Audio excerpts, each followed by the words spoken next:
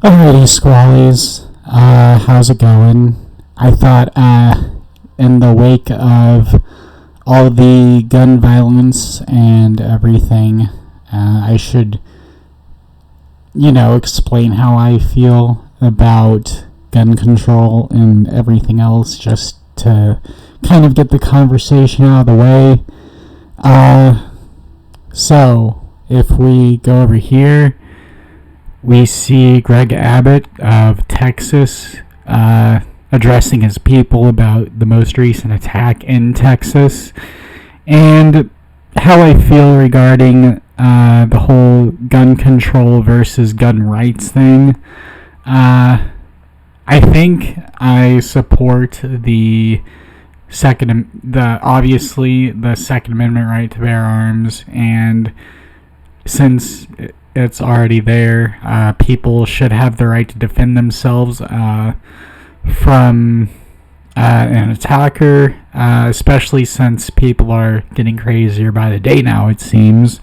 And if someone is allowed to carry around pepper spray with them, which is lethal and can take someone down, then they should be able to carry a weapon around with proper training.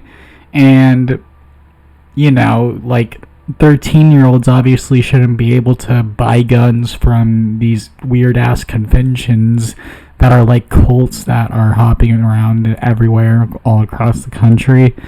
But do I think everybody needs an AR-15? No, not really. I obviously think guns are a little bit of an issue now because of, like, the whole... It's hard to describe how I'm feeling nowadays, but this situation was different from the Buffalo situation that happened a couple weeks ago, which you saw on my channel. And before that, it's even different than Sandy Hook or Parkland or anything like that, because the officer response time has been criticized lengthily. And there's been conflicting reports from the media that's like, oh, they waited an hour before going into the school, and oh, this, that, and the other thing. So everyone's asking a lot of questions right now, like why was the decision made to stay outside the school for over an hour? And I think at one point the gunman even got a chance to leave the school, but after there's stories that the gunman got into a firefight and that he didn't get into a firefight. So I would be careful about the misinformation that you could possibly read in the next few days. And it's almost at this point you have to be at the event to know exactly what happened and to know everything that went down. And I think that is a symptom of this clown world that we're all kind of experiencing, unfortunately. And I hope it ends Sunday.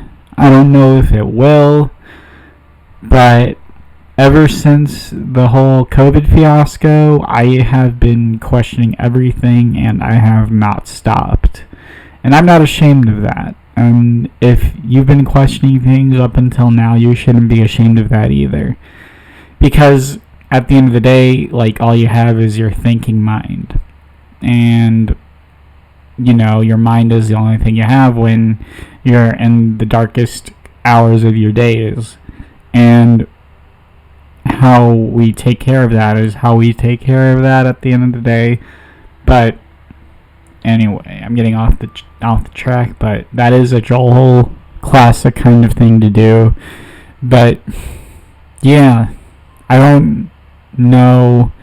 I feel like I support the right to bear arms, and just to be clear, and I have my own thoughts on everything regarding those issues.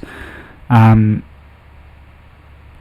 I wish I could just find a way to explain it all and break it down, but it's just kind of difficult because these things are just happening so fast these days, and it's honestly hard to keep track of everything with how fast the information is moving. But and it can be frustrating trying to keep up with it because you don't want to be fucking reading about kids dying all the time.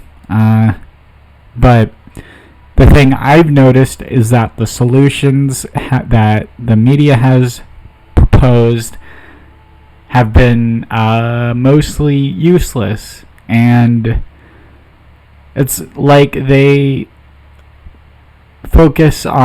even mention God and prayer and shit like that as a solution, and it's like, we need to get practical. We need to actually put our heads together and figure it out like a math problem.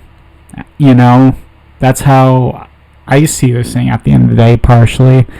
And if we really wanted to solve it, we would have done it by now. And that is the dark nature of this reality, is that they don't want it to stop. And I think that they want it to continue.